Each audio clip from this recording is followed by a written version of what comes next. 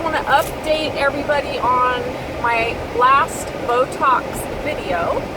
I'm very pleased with the results. As you know, the doctor said that when I come back for my checkup, I think which is 2 weeks from the date I had the procedure, that she would decide, or we would decide, if I needed to add a little bit more. So she's very conservative since it was my very first time. And I'm going to try to get my before picture so I can show you a before and after.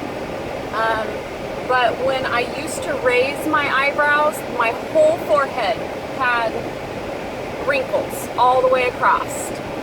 And now I just have some like right above my eyebrows, which I can live with that. But these are the ones that really do bother me, like weird when I have those show. But I don't know how much she can actually do about those ones, so we'll just have to see. And when I frown, you know, I don't think I had as much wrinkles when I frowned. Of course, I probably had these starting to form, but not nearly as bad as when I would raise my eyebrows. So I still have tons of, you know, expression, definitely not like, you know, can't move anything. And as far as headaches go, well, I haven't had any headaches since the procedure. Interestingly, when I went in that day, I did have a slight headache, and I know one of the side effects of getting Botox could be headaches, or like getting the procedure done. And I felt like it did get a little bit worse that day, but then it completely went away, and I haven't had one since. So we're hoping that, you know, that stays that way. I was also very sleepy and tired. I don't know if that has anything to do with it. I'm just kind of mentioning how I felt.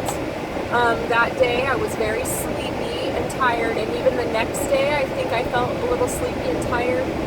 And then by day, you know, it's interesting because they say that you notice the most results 2 to 3 days after the procedure, and I thought that was kind of weird, but sure enough, 2 and 3 days after the procedure, I noticed really could see the results, and I was really happy with them. So I'm not even sure how many days this is now. Let's see, probably about 5 days after the procedure now. And I think next week I go in to see her. And so I think I might be where the results are for this dosage. And she would, you know, her and I could talk about adding more if we wanted to. So, and I mean, it's supposed to last for like 6 months, up to 6 months.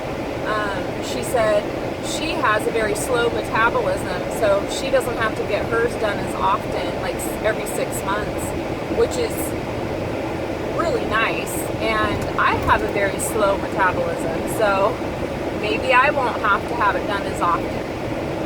When I get my menstrual cycle this month, it's going to be interesting to see if this helps at all.